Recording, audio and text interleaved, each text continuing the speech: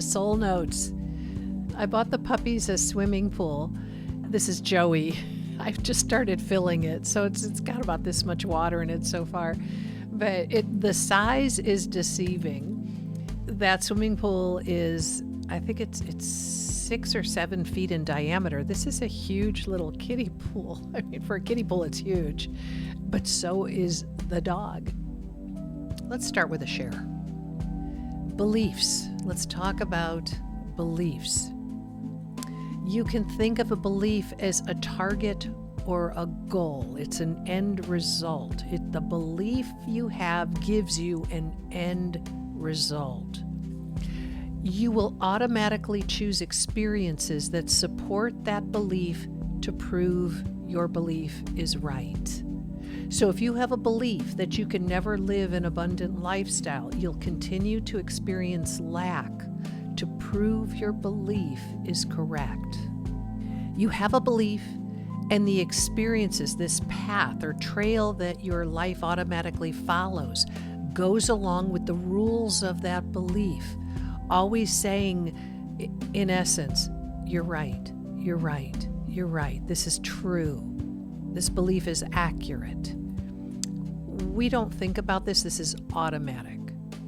Now, you can change that. You can change your beliefs through repetitive new thoughts. So you can use affirmations.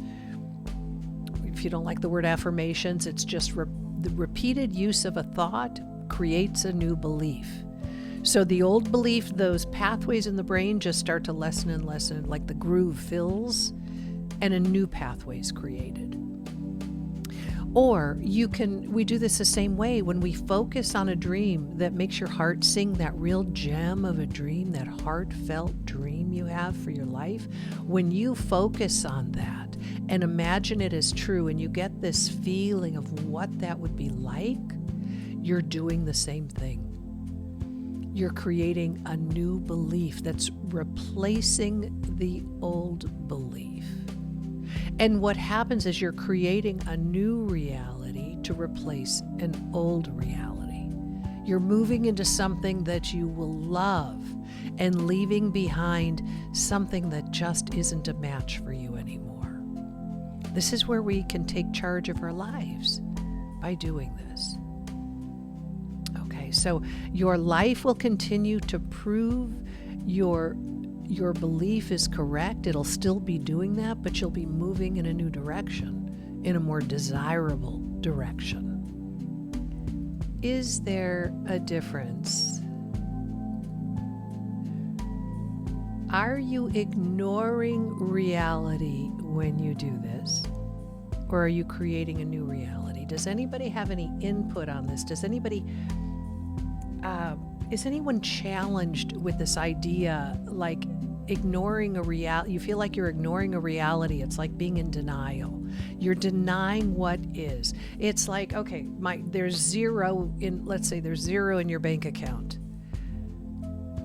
I can't deny that there's zero in my bank account. I don't even like saying that. I don't want to put it out there.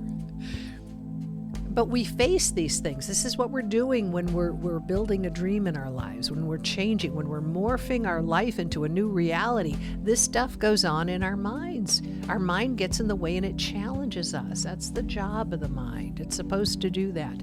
But we can move beyond that. All we do is we continue doing what we know to do, even in the face of seeing a reality we don't like. Even when the reality shows a zero bank balance. What we do is we imagine that balance being what we'd like it to be. We don't want a definite balance, but we want that feeling of, if that was a huge bank balance, what would that be like inside? How free would you feel to live the kind of life you always dreamt of living? Having your days set up where it's just what you want to be doing every day.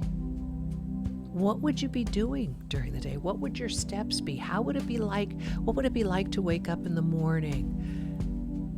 That thinking about money, it's just not even part of life because you've got what you want. You're already living the life you'd love to live. This is where your focus is. This is the reality.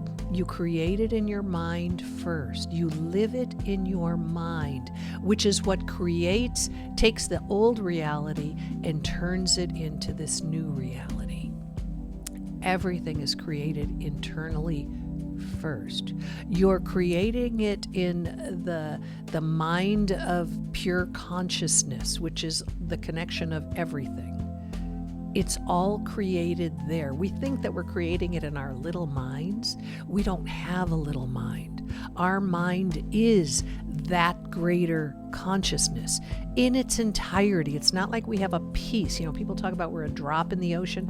No, we are the entire ocean already. Sometimes we can only allow ourselves to see ourselves as that little drop. It's hard to imagine our greatness and our potential, but that's who we are. You have full access to it all of the time. And the only thing that keeps you from that is the little mind, the little narrow access that you allow yourselves to see. So are you ignoring reality, or are you creating a new reality? I guess it's both. We're setting aside the parts of life we don't like. We just simply move our focus from those into the way we would love it to be. And that's what will be created. Then there was a quote from Abraham Hicks. I think here it is. I don't know, this might have been a week ago or so. Never face reality unless your reality is just the way you want it to be. I love that. Doubt, it can really happen. Yeah, this is when we trust anyway. I mean, if you trust in your doubt, you could trust in something else. It doesn't make any difference. Wherever your focus is, that part expands. That's created more of. So we want to stay out of doubt, even though we know it's there, even though it seems impossible. We want to do our best to focus on a new reality. The reason we have doubt is we don't see the existence of the new reality yet. It's there. It's just in the unseen nature of life. That's where all the creation takes place. And then it pops through into your physical life. Exactly what happened when my big dream came true. Came out of nowhere. I couldn't see it coming. It didn't seem possible.